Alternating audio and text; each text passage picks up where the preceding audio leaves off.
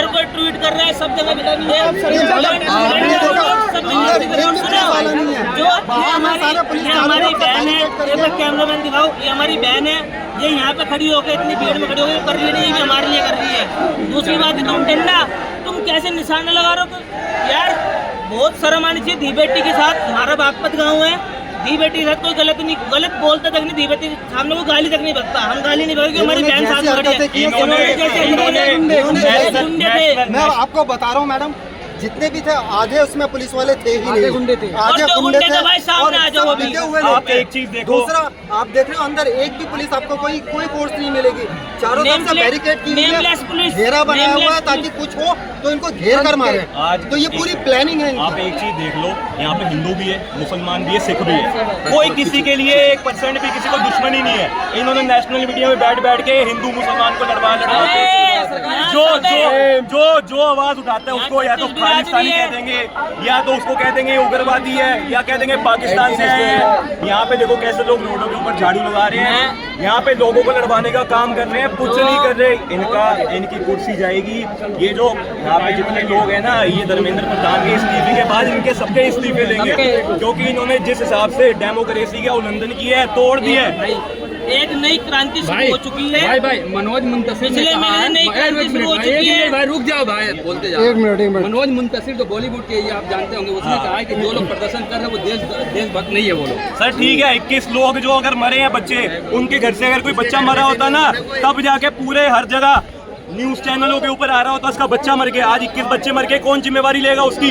कहीं पे रिबन काटना होता है तो सबसे पहले पॉलिटिशियन आगे होता है, कोई उपलब्धि खिलवानी होती है, जो इन्होंने किया ही नहीं है, उसके लिए सब लोग ही आगे हो जाएंगे। 21 बच्चे मर गए, उनका जिम्मेवार कौन है? यहाँ पे कोई भी देख लो, किसी भी तरीके का किसी तरीके का इंसान देख लो, चाहे वो रेडी लगाता हो, चाहे कोई नॉर्मल छोटा मोटा काम करता हो, हर कोई परेशान है, उसको किया। छोटे लोगों को दबा के उनको कोई काम नहीं करने दे जा रहे। विदेश में लोग बच्चे इनके पढ़ने जा रहे हैं, यहाँ पे जो पढ़ रहे हैं लिख रहे हैं, उनका कोई फ्यूचर नहीं है। पागल है क्या यार, हम इतनी मेहनत कर रहे हैं। और मैं इतना बता दूं, जो लोग आज चुप है, जितने भी बॉलीवुड के स्टार है, कुछ भी है, उन्होंने पैसा, उनको लगता है हमने पैसा कमा लिया है, हमें कोई जरूरत नहीं है। जितने भी लोग हैं वो मैं यहाँ से एक ही अपील करूंगा, जितने आपके घर में रोटी नहीं देंगे, जितने बॉलीवुड स्टार है, कुछ भी इनको सबको बॉयकॉट करो। जितने लोग हैं ये इनको इनकी औकात दिखाओ कि ये भी नॉर्मल ह्यूमन बीइंग है। हमारे ये उठाए हुए हैं सब। हमारा बस ये कहना है, पहली बात हम पीसफुल प्रोटेस्ट कर रहे थे, हमें करना नहीं दिया। और सेकंड थिंग ये जो हमारी बेटी के साथ करा है, हमारे देश की बहनों के साथ करा है, इंटेंशनली। लाठी चार्ज का एक दायरा होता है, लाठी चार्ज का मतलब होता है किसी को जैसे जानवर को डरा के जमीन में लठ मार के डरा के भगाया जाता है ना, लाठी चार्ज का एक दायरा होता है। और सुनो मेरी बात, एक मिनट, जो इन्होंने बहन बेटी के साथ करा है उनका इनको भुगतना पड़ेगा।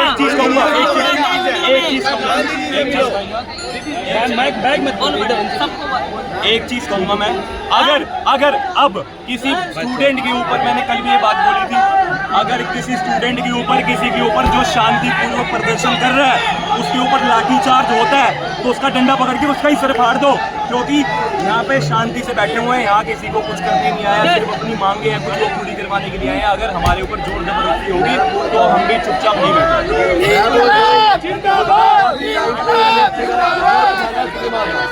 उस टाइम पे पुलवामा के जवानों को एयरलिफ्ट करने का था, इनके पास अपनी कुर्सी बचाने के लिए आज के टाइम पे 20 काफिलों को एयरलिफ्ट करके यहाँ बनाया गया है, जस्ट अपने आप को, अपनी कुर्सी को प्रोटेक्ट करने के लिए। तो हम क्या बोले, ये जवान हमारे लिए यूज कर रही है, अपने फायदे के लिए। पुलवामा अटैक के टाइम में इन्होंने पुलिस नहीं भेजी, हेलीकॉप्टर नहीं भेजे, आज देख लो कितनी पुलिस खड़ी हुई है। इन्होंने वहाँ पे, अभी थोड़ा टाइम रुक जाओ, अगर ये प्रदर्शन में कुछ नहीं हुआ ना, बिल्कुल अभी कोई चुनाव नहीं आ रहे, इनको पता है, अगर यही चुनाव कोई सर पे होते, इनको हाथों पैरों की पड़ जाती, इनको पता है अभी कोई चुनाव नहीं आ रहे। और दूसरी चीज, RSS को हटाओ, इन्होंने देश के लिए कुछ नहीं किया।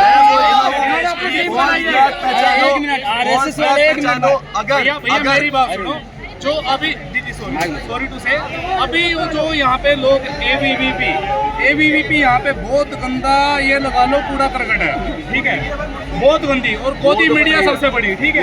और तीसरा जो यहाँ पे अपोजिशन में स्टूडेंट के यहाँ पे मान लो पॉलिटिक्स करने आए हैं या कुछ करना है, वो सबसे बहुत गलत है, ठीक है।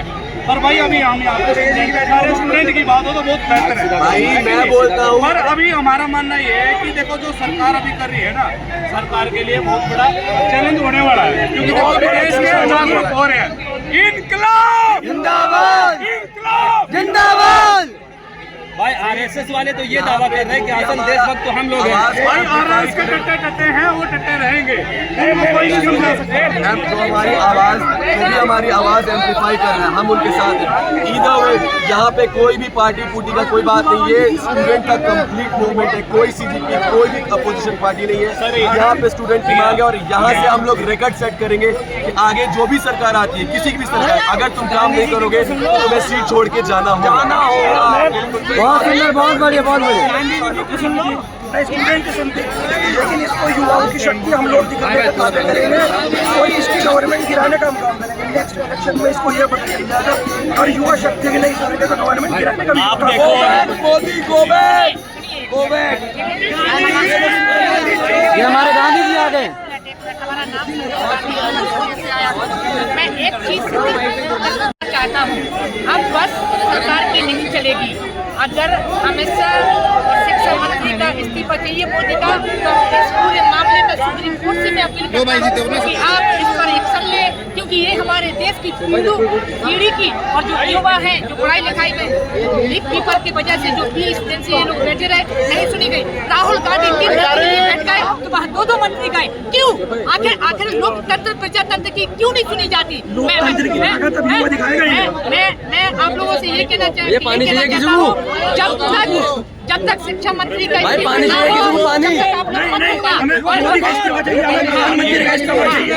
गांधी जी 1947 में अंग्रेजों से लड़ाई हुई थी। अंग्रेजों ने भी इतना बुरा हाल नहीं किया था। ये काले अंग्रेज है ना आरएसएस के, ये जितने अंग्रेज है। मेरी बात सुनिए, मैं बताऊँ आपको, अगर मोदी जी को लगता है कि आरुषि पहलवान यहाँ बैठी रही थी ना 1.5 महीने और भाग गई थी, ये नहीं जाएंगे। ये पूरे हिंदुस्तान की आवाज है, हम लोग आखिरी सांस तक इन्होंने मेट्रो बंद कर दी।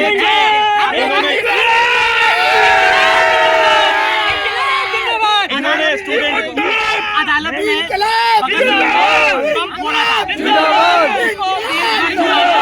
अगर हम यहाँ पर प्रोटेस्ट कर रहे हैं तो हम देशभक्त नहीं है। सुप्रीम कोर्ट इस मामले को देखे, सरकार के हाथ में नहीं है। अगर अपने देश में शांति चाहते हो तो नहीं चाहता तो सुप्रीम कोर्ट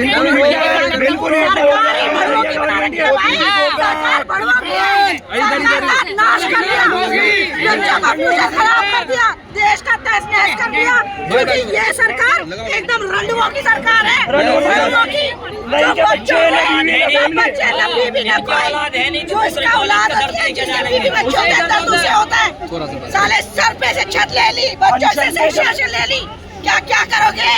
कुछ नहीं कर सकते। देश के बच्चे जाग चुके हैं, देश की जनगणना है, ये बच्चे हमारा फ्यूचर, देश का भविष्य, और यही बनाएंगे। इन्होंने ही उठाया है, यही तोड़ेंगे जरूर मोदी जी। अरे बीजेपी तो ये दावा कर रहे हैं हम हिंदुत्व की राजनीति कर रहे हैं।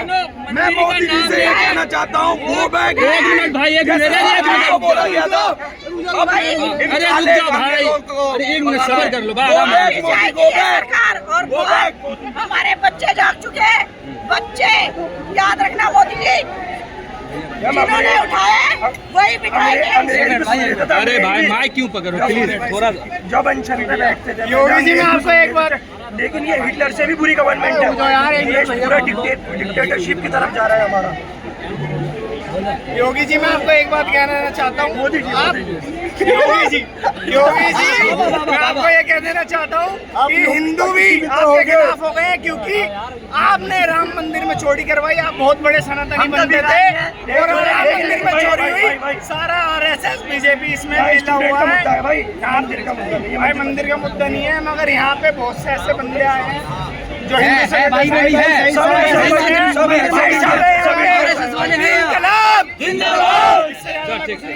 ओके थैंक यू भाई, थैंक यू।